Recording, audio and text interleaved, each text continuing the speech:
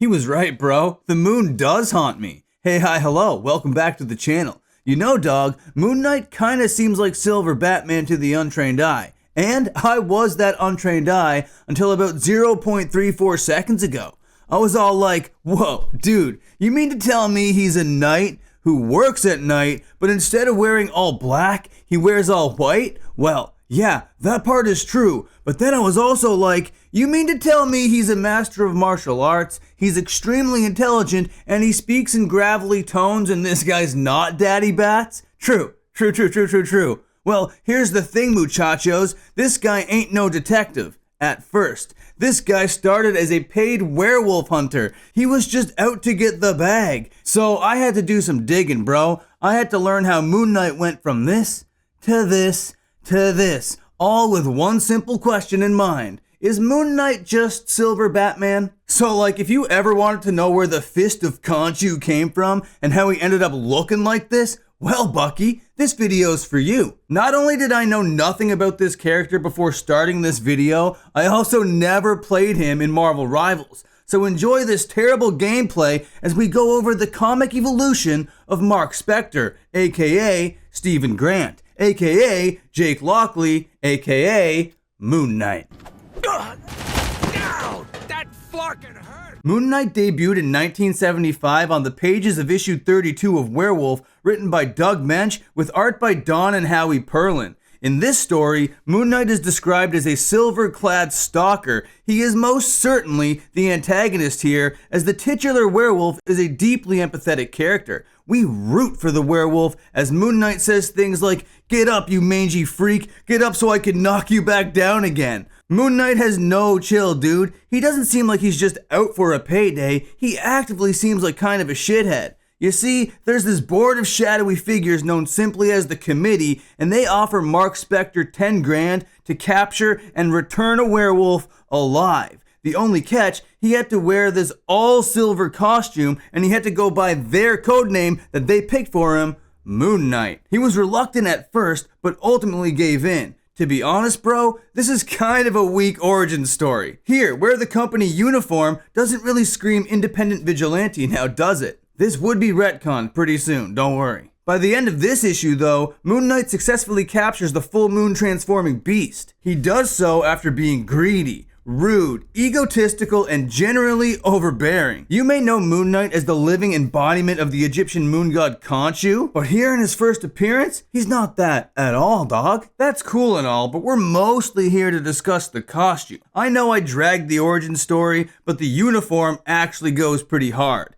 It's simple, striking, and pretty memorable, dude, not gonna lie. The full face mask is extremely menacing, and I love how the cape is kind of like Storm's cape. Rather than draping like a traditional one down the back, it connects to the wrists. Moon Knight is also known for his hood, right? And I don't want to say it, bro, but the hood is looking pretty racist. Luckily, it's not pointy at the top, so it doesn't really veer too far into that territory. It's left ambiguous enough to not actually be a symbol of hate, but it still looks pretty mean. It gets pretty tricky though when you're talking about putting a white hood on a white man character, but I think they pulled it off. The half-moon crescent on his chest and around his belt are easily identifiable, and to be honest, they're kind of an obvious choice for a character with his name, but that's not necessarily a bad thing in this case. Sometimes the obvious choice is the right choice, and in this case, the moon logo was the right choice to make. But the one design element that stands out to me the most are the silver knuckle spikes. These things look like they leave a mark. While clearly the Marvel team were aping some elements of Batman's design, I'd say there's enough here to differentiate between the Moon Knight and the Dark Knight,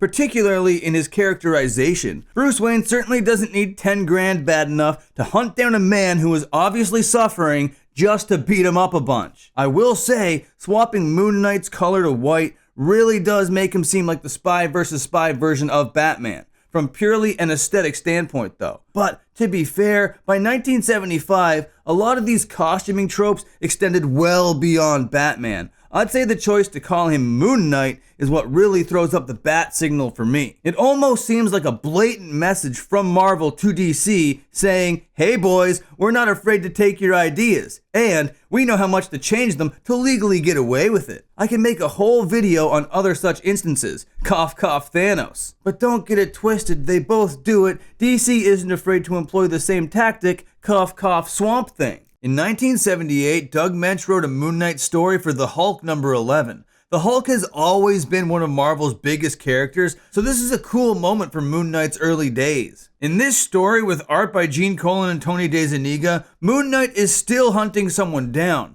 Only this time, it's no werewolf he seeks. This time he thirsts for a murderer. With his intentions favoring that of a good guy now, Moon Knight could be assertively called a superhero. This tale plays out like a whodunit, meaning Moon Knight is more like Batman than ever before. Because he's out there doing actual detective work now. And Batman is known as the world's greatest detective. Moon Knight is out there looking for clues and following a trail. It's pretty standard murder mystery fare, not gonna lie to you, my doggy. The way Moon Knight communicates with a team member using a cowl microphone, and the way that he sails through the air using a glider cape doesn't really help him escape the El Blanco Batman allegations either. I'm also hating how they removed his spike knuckles. Those things were terrific. Moon Knight firmly feels like a Batman knockoff here, but the question is, does that affect my enjoyment of the story? Yeah, a little. I literally threw my hands in the air when Moon Knight pulled out his grappling hook. Yeah, you gotta be freaking joking me. Okay, Gnarly's Angels, time to scoot our booties to a new decade for Moon Knight's first of many ongoing series.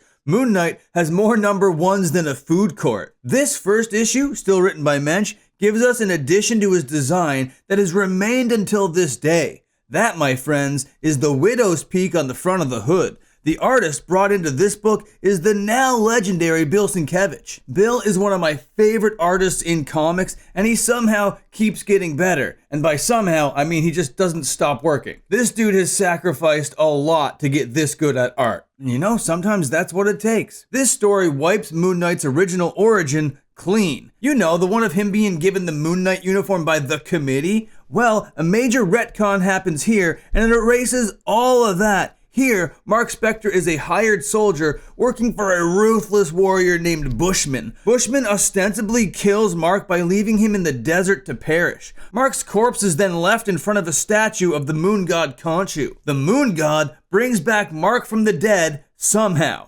Comic books, bro, am I right? In doing so, Mark all of a sudden knows all about Khonshu and is imbued with the heart of a warrior. He has become the living embodiment of Khonshu, and we finally have a cool origin to separate him from Batman and his original mercenary roots. No longer burdened by doubt, Mark removes the cape and cowl from the statue and claims they are his now. After donning the regalia, he sets off on a first mission, that of vengeance against the Bushmen. Upon Mark's revival, we're told he has 4 personalities. Moon Knight suffers from DID, and one of his alters made him rich. God damn it, another Batman comparison. I don't know if Moon Knight needed another Batman reflection. Well, I guess the scales are balanced out again. Either way, with the Bruce Wayne comparison in play, the multi-personalities and how he navigates life actually add a cool new twist that makes Moon Knight's story unique and compelling in its own right. Retconning the original origin story was the best thing they could have done, in my opinion, to salvage an otherwise one-dimensional character. Seeing Bill Sienkiewicz's early work on this title was also a treat. Moon Knight's first solo series goes on for 38 issues and is brought back for a new number 1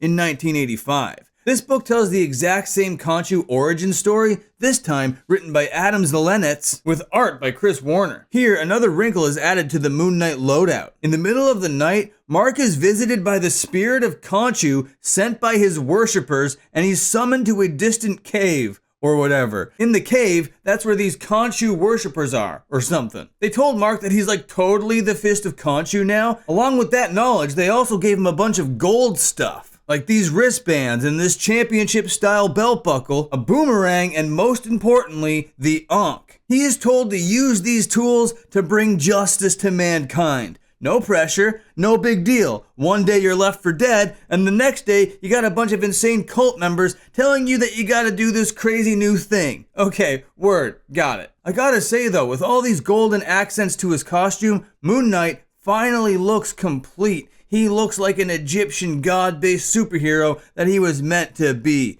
This design is friggin' sweet. A few issues later though, bro, the gold bits are destroyed and he returns to his original all-white costume. In 1989, Marvel gave Moon Knight another #1. He's got more reboots than Shane Dawson's got allegations. This time the book is called Mark Spector, Moon Knight. The colors, composition, and logo on this cover look so awesome here, man. Like totally 80s, bro. I'm happy to report this #1 isn't just a retelling of his origin story again. It's labeled as a new series chronicling the adventures of Mark Spector. It does, however, still feature Bushman. Bushman's redesign here blends his original tribal madman look with some more traditional army general garb, and I feel it really works. But screw this guy, am I right? Moon Knight's look didn't change massively, but the Ankh chest logo was reverted back to the original crescent moon logo. And in my opinion, it's a better insignia for the hero. Simple and obvious is the answer here. Did you know that Moon Knight got himself a prestige one-shot entitled Moon Knight, Divided We Fall in 1992?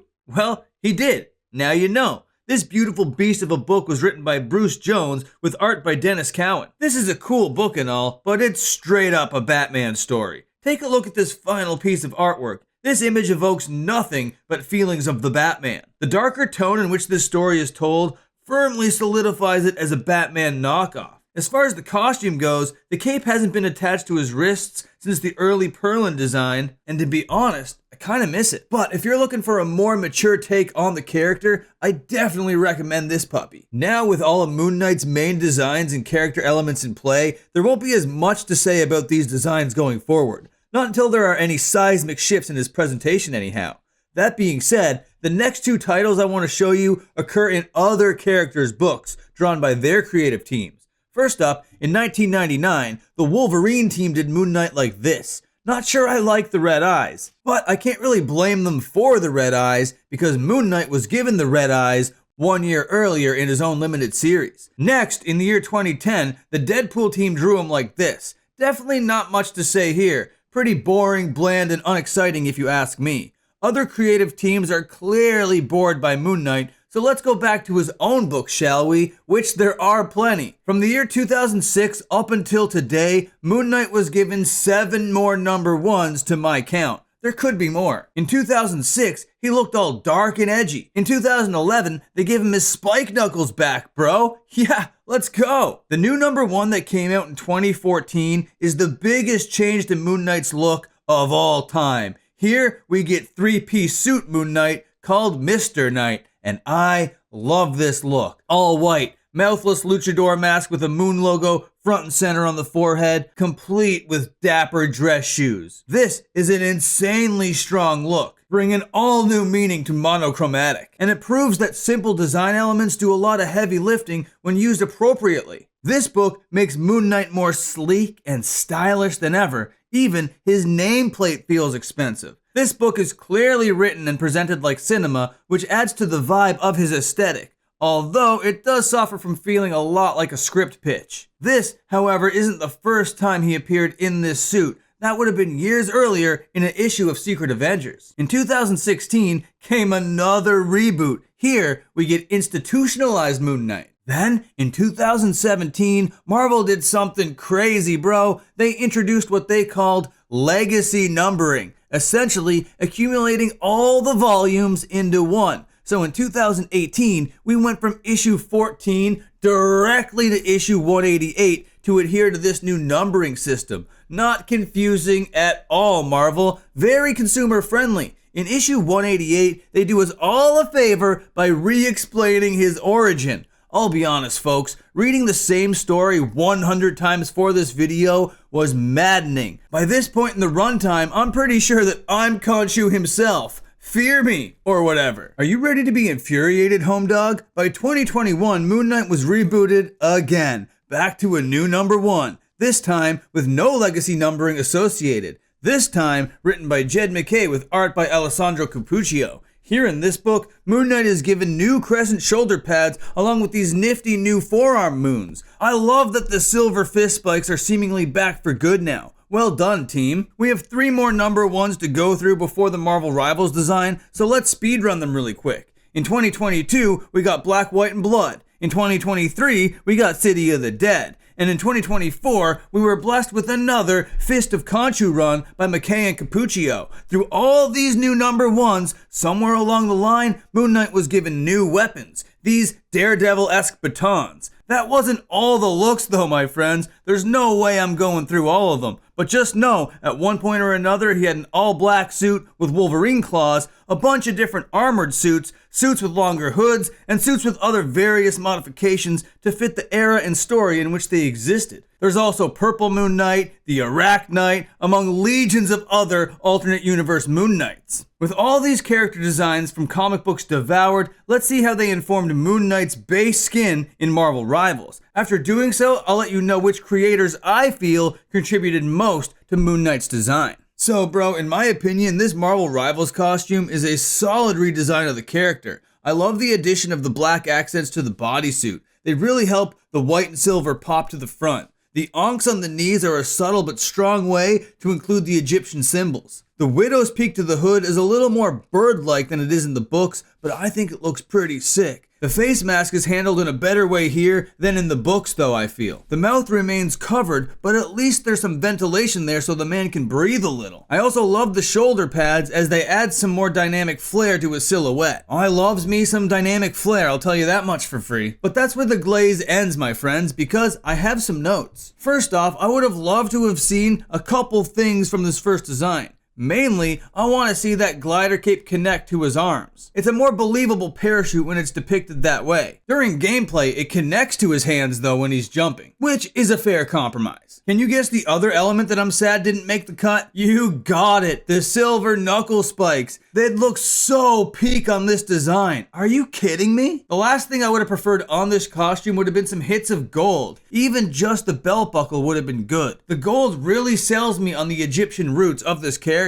It's not a bad design, not by any stretch. Even with my minor complaints, I adore this costume and I can see why he has so many fans. He comes across like a brooding assassin, but he also contributes to mental health representation in comics with his diagnosis of DID. I've seen some critiques on how his condition is portrayed, but that's a video for a more knowledgeable creator to make. So after going through these designs, I'm finally prepared to answer the question I opened this video with. Is Moon Knight just Silver Batman? No, not really. Moon Knight isn't just a Batman ripoff, even though there are mad similarities. I feel there are enough differences for Moon Knight to feel like a fully formed, 3-dimensional character of his own. Also, I give most of Moon Knight's design credit to the early creators like Doug Mensch and the Perlins, along with Bill Sienkiewicz in particular. The Rivals team tweaked the design to bring it into a modern-day hero shooter, and they managed to leave in the entire heart and soul of the character. So, shout out to them as well. But what do you think? Are you a Moon Knight fan? What's your favorite aspect of the character? Do you have a favorite costume? For me personally, I like that fancy luchador look, also known as Mr. Knight. I didn't necessarily dive into any of the live action designs, but feel free to tell me all about those if you want to. And if you enjoyed this video, like, hype, subscribe, and share. You know what to do. Smooches. Thanks for watching. Have a good one.